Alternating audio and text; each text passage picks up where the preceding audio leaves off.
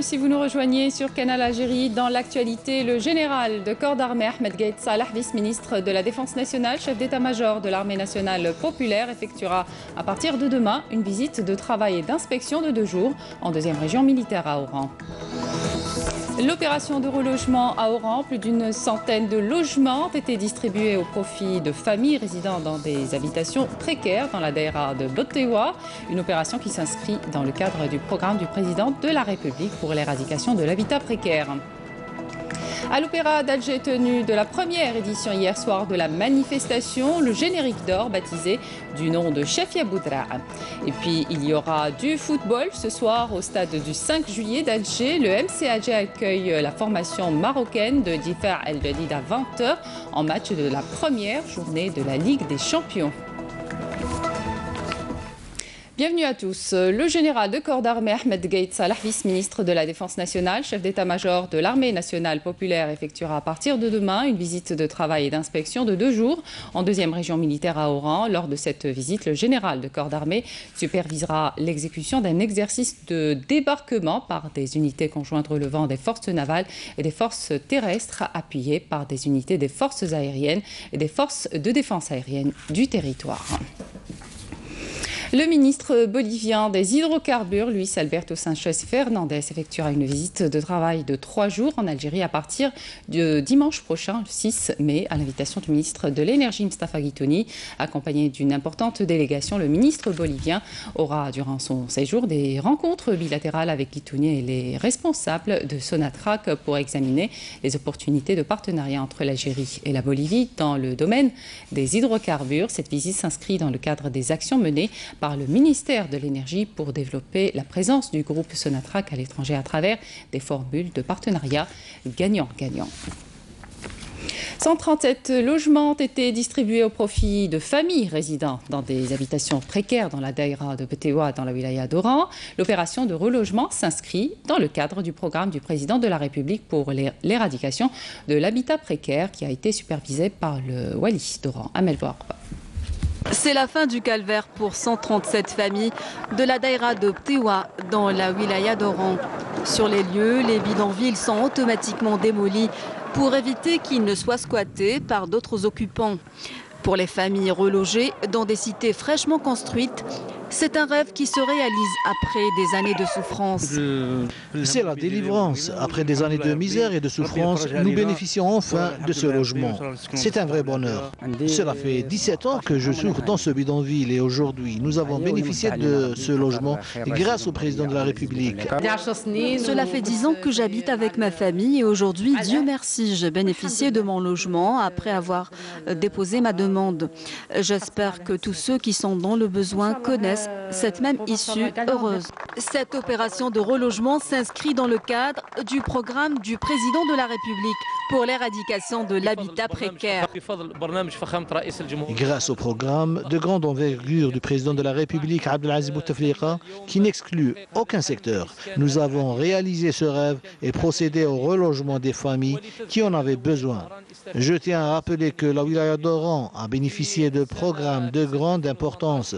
Durant l'année 2018, nous nous attendons à la réception de plus de 11 600 logements sociaux et plus de 10 000 autres de type AADL et LPA. Par ailleurs, 44 logements de type promotionnel aidés ont été distribués dans la cité Sabah. D'autres opérations d'éradication de l'habitat précaire sont programmées prochainement.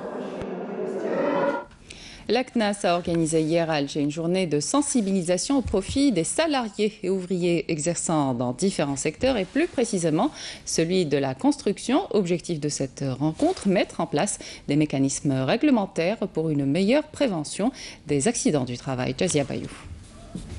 C'est la 6e fois que la CNAS ouvre ses portes pour sensibiliser les travailleurs sur l'importance des mécanismes de protection à prendre au lieu du travail. Des normes réglementaires seront ainsi appliquées pour une meilleure prévention des accidents du travail. Il faut savoir que plusieurs accidents du travail qui ont eu lieu auparavant pouvaient être facilement évités. Par exemple, les chutes dans les chantiers de construction pouvaient être évitées si les normes de sécurité étaient respectées. L'année passée, le taux des accidents du travail avait, d'après les responsables de la sécurité sociale, atteint un très haut niveau.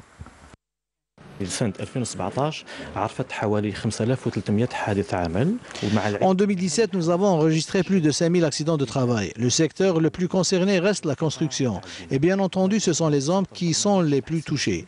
La CNAS a pour cette raison mis en place un programme de sensibilisation afin de permettre aux ouvriers et salariés de s'informer sur les normes et mesures réglementaires de protection pour mieux se protéger dans le futur. Cette journée de sensibilisation était l'occasion d'honorer les journalistes à l'occasion de la journée de la liberté de la presse. Nous allons à présent dans la commune frontalière de Mridja à Béchar où des équipes médicales sont déployées sur le terrain pour prodiguer les soins aux populations habitant les zones enclavées. Moulana El Hamoudi. Assurer une couverture médicale de proximité à Béchar, c'est la mission de ces équipes médicales qui se déplacent vers les villages et les régions enclavées pour dispenser des soins dans différentes spécialités au profit des villageois. Nous avons vraiment besoin de ces visites médicales. En plus, ces médecins font plus que leur devoir. Il y a un manque flagrant en soins pédiatriques dans ce village. La visite de ces médecins est importante pour la santé de nos enfants. Le plan de santé de proximité consiste également en la sensibilisation des villageois aux risques liés aux maladies chroniques et aux épidémies. Les 4 thèmes principaux, beaucoup plus, c'est l'HTA. Lors de nos visites, nous insistons toujours sur les dangers de l'hypertension artérielle, du diabète et de la toxicomanie. Les équipes médicales sont formées de psychologues et de médecins généralistes et nous avons consacré des moyens importants pour la réussite de cette opération. L'organisation de portes ouvertes sur la santé à Mridja, cette région frontalière, a drainé bon nombre de citoyens venus consulter et demander conseil aux médecins. J'ai découvert par hasard l'existence de ces portes ouvertes et comme je suis hypertendue, je suis venue mesurer ma tension artérielle. Cette initiative permet d'assurer une offre médicale et paramédicale diversifiée et d'améliorer la qualité des soins pour les villageois. Investir dans la ressource humaine, c'est garantir la continuité des actions menées dans le domaine de la protection de l'environnement. C'est ce qu'a assuré la ministre de l'Environnement et des Énergies renouvelables en marge de sa visite dans la wilaya d'Oum El Bouaqi, Chazia Bayou. Durant sa visite d'inspection qu'il a conduite à Mbouagui, la ministre de l'Environnement et des Énergies renouvelables, Fatma Zahra Zarouati, a procédé à la mise en service d'une décharge contrôlée des ordures d'une capacité de 150 000 tonnes par an, aménagée dans la région de Chebka, dans la commune de Qsar Sbehi, pour un investissement public de 150 millions de dinars. La ministre a également posé la première pierre d'un projet d'aménagement d'une forêt récréative sur la montagne Cédriz, près de la ville d'Oum El Bouagui. Oum El Bouagui possède un capital naturel considérable. Bientôt, elle deviendra un pôle touristique très important grâce à l'engagement de certains investisseurs qui ont pris le pari de rendre cette région comme l'un des lieux les plus convoités par ses espaces verts et ses lieux de distraction. À la Maison de l'Environnement, Mme Zarouati a pris part à une exposition de projets de recyclage des déchets ainsi que les projets d'énergie solaire où elle a appelé à diffuser la culture environnementale parmi les écoliers par l'intensification des actions de sensibilisation en milieu scolaire. En Palestine, Mahmoud Abbas, élu à la tête de l'OLP, le Conseil national palestinien, s'est réuni depuis lundi dans la ville de Ramallah en Cisjordanie. Cette première réunion du CNP depuis 2009 a pour but d'élire 18 membres du comité exécutif de l'OLP et de discuter des relations des Palestiniens avec l'occupant israélien et les États-Unis ainsi que la situation interne en Palestine. Une session qui s'inscrit sur fond d'un vaste mouvement de protestation appelé la Grande Marche du Retour, réclamant le droit au retour des Palestiniens sur les terres dont ils ont été spoliés et dépossédés par les forces d'occupation israéliennes en 1948. Plus de 40 Palestiniens ont été tués par des tirs à balles réelles par les soldats de l'occupant depuis le 30 mars dernier. À l'Opéra d'Alger, tenue de la première édition de la manifestation, le générique d'or, baptisé du nom de Chefia Boudra, le grand prix a été décerné au feuilleton El Khawa du réalisateur Madih Belaïd dans la catégorie des feuilletons télévisés. Le premier prix du meilleur réalisateur a été décerné au réalisateur Jafar Qasim pour son sitcom Le Sultan Ashur al-Ashar. Le meilleur scénario a été décerné aux deux feuilletons Ibn Badis et El Khawa. Le 10e Festival national de la musique andalouse Sanaa s'est ouvert jeudi soir, hier à Alger, avec 3 prestations animées par l'Association des Beaux-Arts d'Alger devant un public nombreux accueilli à l'auditorium du Palais de la Culture. Moufti Zakaria, Mahmoud Yassine Naqash, Camélia Melal. Le Palais de la Culture Moufti Zakaria a vibré sous les rythmes de la chanson andalouse, animée par des artistes évoluants au sein de l'association Les Beaux-Arts d'Alger. Il n'y aura pas de compétition cette année entre les associations. Nous avons donc fait appel à 6 associations dans cette 10e édition et l'association Les Beaux-Arts d'Alger a eu l'honneur d'animer la première soirée. Au-delà de la soirée, c'est un hommage qui a été rendu par cette association au Cheikh Mohamed Ben Tfahi, un grand nom de la musique andalouse algérienne. Des hommages seront rendus durant toute l'édition à l'encontre des maîtres de la musique andalouse, à savoir Mohamed Ben Tfahi, Mustafa El Bahar, Mohamed Ben Gergoura et enfin Farid Oujdi. Jusqu'au 6 du mois en cours, le public algérois pourra apprécier le 10e Festival national de la musique andalouse Sanaa, qui sera animé par plusieurs associations venues de Béjaïa, Moustghanem, Borj Bouaririj et Boufarik.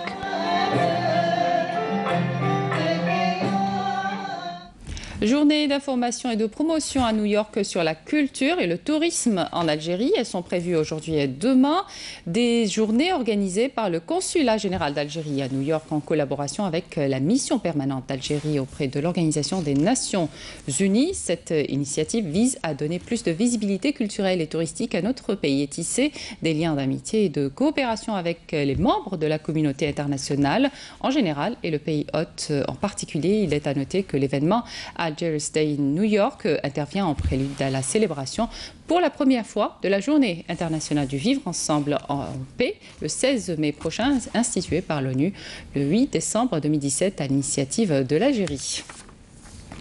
Le Vieux-Ursar de Témassine dans la région de Tougourt figure parmi d'anciens sites archéologiques témoignant de la longue histoire de cette région avec le passage de plusieurs tribus et de civilisations. Saïda Mayouf a visité cet endroit et a accompagné des touristes dans les dédales d'Ursar. Reportage. Couvrant une superficie de 12 hectares, le Ksar millénaire de Témassine à une vingtaine de kilomètres de Tougourt, dont les ruines sont encore debout aujourd'hui, est un véritable témoin de l'authenticité de la civilisation de Ouadrir. Le Ksar de Témassine à Tougourt traverse les époques et reste debout pour témoigner d'une civilisation très ancienne, attestant du génie de l'homme saharien dans la construction de son bâti à travers son cachet architectural très particulier, et ce, en dépit de la dégradation d'une bonne partie de sa composante. Tout en évoluant dans les ruelles étroites de cette cité antique, nous sommes agréablement surpris de trouver un groupe de touristes italiens en quête de découverte et de dépaysement. Le minaret de Ksar de Témassine, il est créé en 1196. Il est construit par le maçon Ahmed El Fassi, ce maçon qui arrive de Fès. Le style de ce minaret, presque unique en Algérie, presque à peu près le minaret de Mansour Al-Tilmsan. L'émerveillement se lisant sur les visages, les voyageurs italiens nous affirment que cette escale valait bien le détour. Deuxième fois qu'on vient en Algérie depuis 40 ans, mais ça a été vraiment une véritable découverte de voir un si beau endroit qui quand même a été maintenu et que j'espère ça va continuer à être renouvelé. J'arrive du nord de l'Italie et je suis très ravie par cette découverte. C'est un endroit très riche en enseignements qui nous apprend énormément sur les civilisations antiques. Je suis très émue de l'hospitalité des gens du Sud. J'aimerais revenir. De Touggourt à Ouargla, et après une distance de 160 km, c'est un groupe de touristes japonais que nous retrouvons dans l'historique hôtel Tassili. C'est dire que la destination Algérie est en passe de s'affirmer davantage. Le sud algérien, pour moi, est une merveilleuse découverte. Les dunes de sable, les palmiers et l'Ersour, tout ça enrichit nos connaissances. C'est un vrai moment d'évasion. On commence à avoir depuis quelques années un retour progressif des touristes. Ça a commencé par un groupe par mois, puis maintenant on est arrivé à 5, 6 groupes de touristes par mois. Des Italiens, il y a eu des Danois aussi, mais surtout des Asiatiques. Ouargla, sans nul doute, a plus d'un atout pour séduire les touristes en leur offrant un total dépaysement tant convoité. D'autant que la région regorge d'un potentiel touristique inestimable. Du foot pour terminer, le MCAG accueille la formation marocaine de Difa Al-Jadid ce soir à 20h au stade du 5 juillet en match de la première journée de la Ligue des Champions avec l'ambition d'engranger les 3 premiers points dans cette prestigieuse compétition africaine de clubs. Et à cette occasion, le journal de 20h vous sera présenté exceptionnellement ce soir à 19h30. Et puis, 28e journée de la Ligue 1 Mobilis. Vous pourrez suivre cet après-midi le match qui opposera le CS Constantine et la GS Kabylie à partir de 16h et sur la A3 et la chaîne 4 à la même heure et sur Canal Algérie. Vous pourrez suivre le match entre le CR Belouizdad et le Paradou Athletic Club. Et voilà qui termine cette édition. Merci de votre attention. Tout de suite, les prévisions météo avec Feri El Chir. Ce soir, retrouvez Zoël Ben Moumelad. Je vous donne rendez-vous demain midi.